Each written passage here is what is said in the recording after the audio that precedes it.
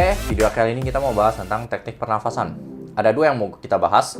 Teknik pertama adalah teknik nafas biasa. Jadi pas kita fase mengeluarkan tenaga, kita buang nafas. Pas fase yang sebaliknya, kita tarik nafas. Teknik kedua adalah yang biasa kita sebut dengan breathe and brace. Atau bisa juga disebut dengan falsafah manuver.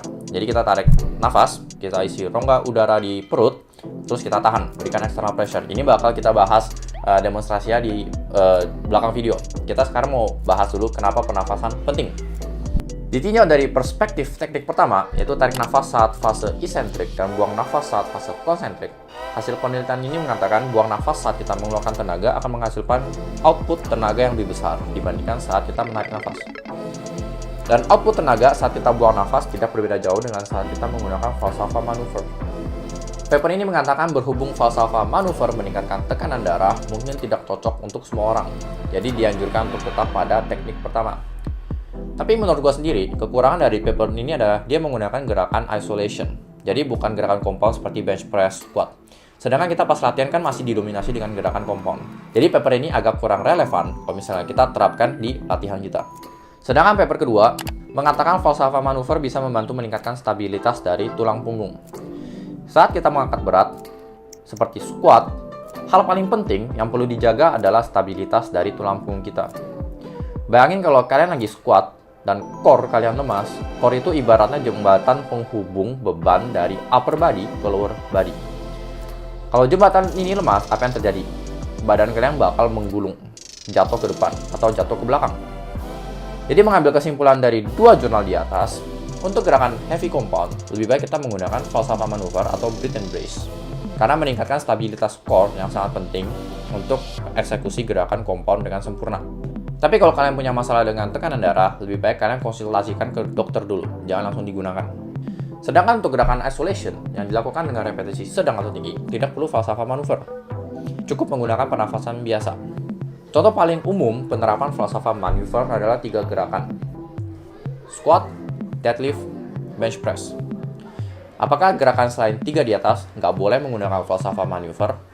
Ya nggak juga, free weight compound itu banyak banget. Barbell row, barbell overhead press, front squat juga boleh digunakan falsafah manuver.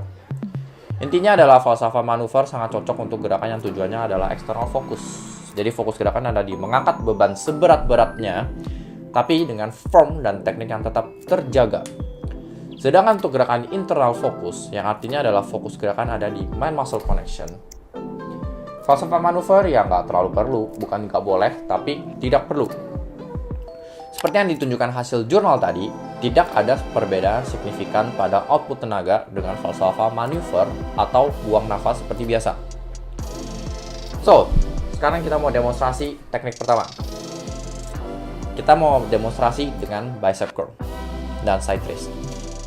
Kita tarik nafas melalui hidung saat fase otot memanjang alias pas kita kontrol beban turun.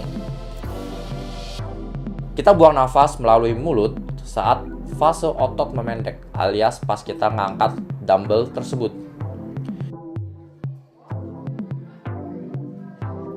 Demonstrasi breathe and brace atau falsafah manuver.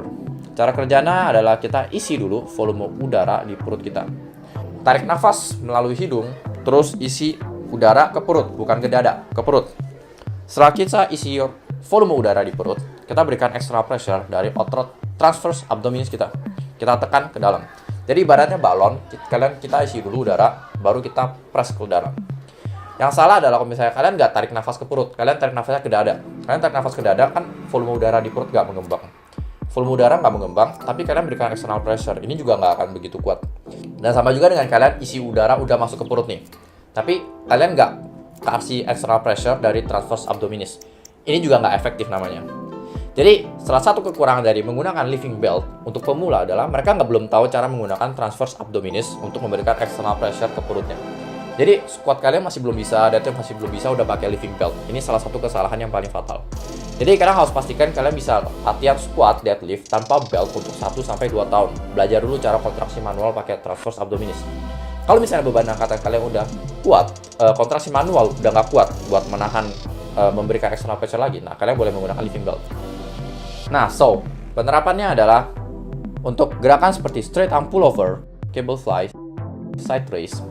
Umumnya gerakan ini cukup menggunakan teknik pernafasan pertama, yaitu tarik nafas saat fase isentrik dan buang nafas saat fase konsentrik. Karena tidak memerlukan stabilitas pada core yang tinggi seperti saat kita melakukan bench press atau squat. Ya kalau mau pakai falsafah manuver juga boleh. Kalian bisa gunakan untuk melakukan force rep. Jadi pas udah nggak kuat, kalian boleh coba ngelakuin falsafah manuver untuk cable fly atau side raise. Kalian bakal bisa dapat 2 atau 3 repetisi lagi. Oke, so hari ini kita bahas tentang teknik pernafasan. Semoga video ini cukup jelas. Kalau misalnya kalian punya pertanyaan lebih lanjut atau punya masukan untuk video-video kita, kalian boleh tulis di komen box di bawah.